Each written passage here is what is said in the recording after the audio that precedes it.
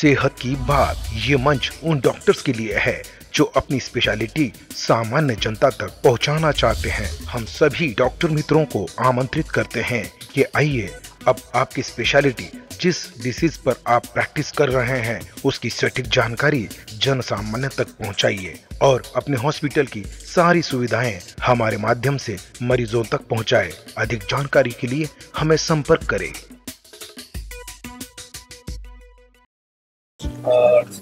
Sir, ही जटिल शस्त्रक्रिया केलेली आहे सिग्मा हॉस्पिटल यासाठी काय मार्गदर्शन?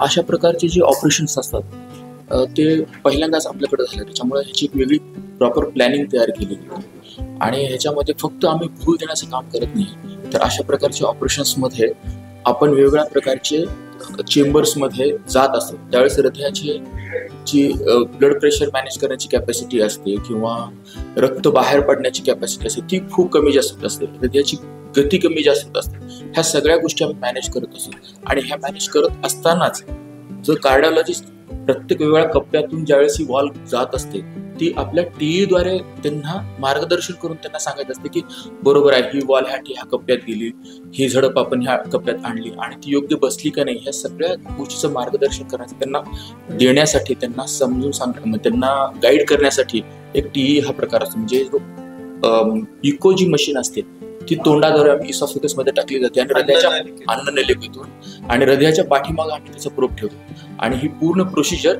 आम्ही टीव्ही गायडेड करतो। आणि एक आमच्यातला एक माणूस मी भूल देणार असेल तर हा आमचा जो आमच्या सोबतचा जो कलिग असतो तो टीव्ही मशीनवर असतो आणि दोघांनी मिळून ती शस्त्रक्रिया पार पाडली। सर, तुम्ही भूल तज्ञ खूप जणांना भूल दिलेली आहे, पण जी विशेष शस्त्रक्रिया जी आज झाली आपल्या केअर सिग्मा हॉस्पिटल यासाठी तुम्हाला काय विशेष प्लॅन करावा लागेल? पेशंट नॉर्मल पेशंटपेक्षा हा पेशंट जास्त गुंतागुंतीचा होता, कारण त्यांच्यामध्ये 2 वॉलचं ऑपरेशन आपल्याला टाळून हे ट्रान्स कॅथेटर ही प्रोसिजर करायची होती। पेशंट जसं सरांनी सांगितलं, पेशंट ह्या वयस्कर होत्या आणि त्यांचं वजन अगदी 45 किलो, म्हणजे त्या अगदी बारीकही होत्या, म्हणजे मेजर प्रोसिजर सहन करण्या एवढी त्यांची ताकद नव्हती। तर त्या दृष्टीने आम्ही सगळं प्लॅनिंग केलं। पेशंटचे जे हृदय संबंधीचे सगळे मेडिकेशन्स आहेत हे सगळे ऑप्टिमाइज करावे लागले। आम्हाला पेशंटचा संभाव्य कॉम्प्लिकेशनसाठी रेडी राहावं लागतं, म्हणजे जर कुठल्याही प्रकारचं कॉम्प्लिकेशन प्रोसिजर करत असताना झालं तर आम्ही त्याच्यासाठी पूर्णपणे रेडी होतो। सुदैवाने कुठलंही कॉम्प्लिकेशन झालं नाही, पण कुठल्याही कॉम्प्लिकेशनची तयारी करणं हा भूल तज्ञाचा महत्वाचा ह्याच्यामध्ये रोल असतो, तर ते आम्ही केलं। आणि रुग्ण जास्त गुंतागुंतीचा असूनही अशी अपेक्षा केली जाते की ही प्रोसिजर कमी इन्व्हेसिव्ह आहे, म्हणून पेशंटला भुलेतूनही लवकर बाहेर काढलं जावं। तर आम्ही या पेशंटला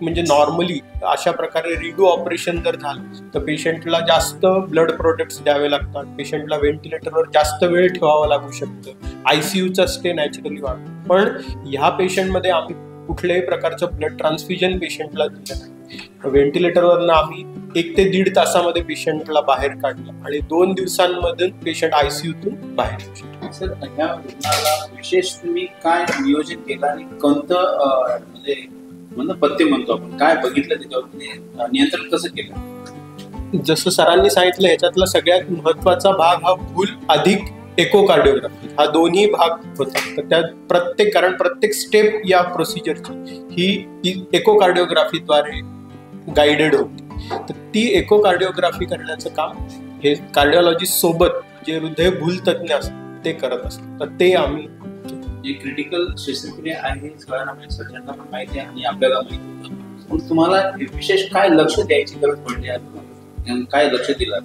कशावर जास्त केंद्रित केलं? ह्या रुग्णामध्ये आम्ही हृदयाची जी गती आहे, हृदयाचे जे काम आहे आणि त्याच्या लागणारे जे औषध आहे याच्यावर आम्ही खूप प्रामुख्याने एका बाजूने कॉन्सन्ट्रेट केलं, दुसऱ्या बाजूला आमचे कॉन्सन्ट्रेट केलं ते म्हणजे त्याच्या बाजूच्या हृदयाचे जे ऍक्च्युअल कामकाज कसं चालतं ते इकोद्वारे बघून आम्ही ते केलं। ह्या दोघांना खूप वेगळी प्लॅनिंग लागते आणि त्यातच कॉम्प्लिकेशन होत असत, त्याची तयारी केली। आरोग्य जागृती।